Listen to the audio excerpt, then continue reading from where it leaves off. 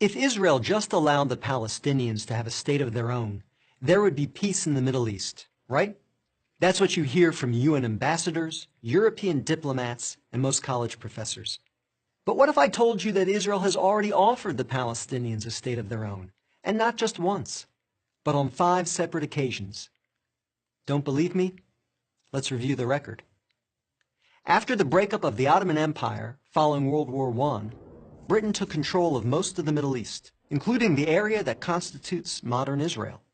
17 years later, in 1936, the Arabs rebelled against the British and against their Jewish neighbors.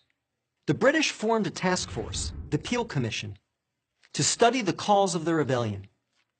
The commission concluded that the reason for the violence was that 2 peoples, Jews and Arabs, wanted to govern the same land. The answer, the Peel Commission concluded, would be to create 2 independent states, one for the Jews and one for the Arabs, a 2-state solution. The suggested split was heavily in favor of the Arabs. The British offered them 80% of the disputed territory, the Jews the remaining 20%. Yet, despite the tiny size of their proposed state, the Jews voted to accept this offer, but the Arabs rejected it and resumed their violent rebellion. Rejection number 1.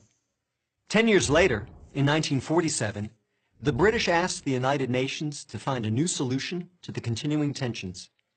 Like the Peel Commission, the UN decided that the best way to resolve the conflict was to divide the land. In November 1947, the UN voted to create 2 states. Again, the Jews accepted the offer, and again, the Arabs rejected it. Only this time, they did so by launching an all-out war. Rejection number 2. Jordan, Egypt, Iraq, Lebanon, and Syria joined the conflict, but they failed. Israel won the war and got on with the business of building a new nation. Most of the land set aside by the UN for an Arab state, the West Bank and East Jerusalem, became occupied territory, occupied not by Israel, but by Jordan. 20 years later, in 1967, the Arabs, led this time by Egypt and joined by Syria and Jordan, once again sought to destroy the Jewish state. The 1967 conflict, known as the 6-Day War, ended in a stunning victory for Israel. Jerusalem and the West Bank, as well as the area known as the Gaza Strip, fell into Israel's hands. The government split over what to do with this new territory. Half wanted to return the West Bank to Jordan and Gaza to Egypt in exchange for peace. The other half wanted to give it to the region's Arabs, who had begun referring to themselves as the Palestinians, in the hope that they would ultimately build their own state there. Neither initiative got very far. A few months later, the Arab League met in Sudan and issued its infamous 3 no's. No peace with Israel, no recognition of Israel, no negotiations with Israel. Again, a 2-state solution was dismissed by the Arabs, making this rejection number 3. In 2000, Israeli Prime Minister Ehud met at Camp David with Palestinian Liberation Organization Chairman Yasser Arafat to conclude a new 2-state plan. Barak offered Arafat a Palestinian state in all of Gaza and 94% of the West Bank, with East Jerusalem as its capital. But the Palestinian leader rejected the offer.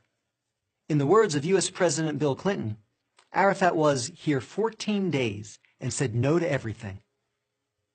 Instead, the Palestinians launched a bloody wave of suicide bombings that killed over 1,000 Israelis and maimed thousands more, on buses, in wedding halls, and in pizza parlors.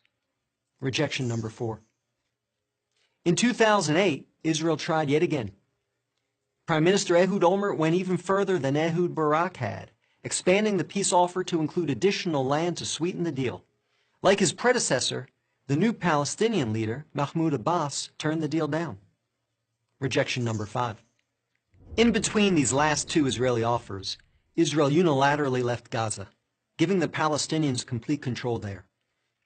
Instead of developing this territory for the good of its citizens, the Palestinians turned Gaza into a terrorist base from which they have fired thousands of rockets into Israel. Each time Israel has agreed to a Palestinian state, the Palestinians have rejected the offer, often violently. So if you're interested in peace in the Middle East, maybe the answer is not to pressure Israel to make yet another offer of a state to the Palestinians. Maybe the answer is to pressure the Palestinians to finally accept the existence of a Jewish state. I'm David Brog, Executive Director of the Maccabee Task Force for Prager University.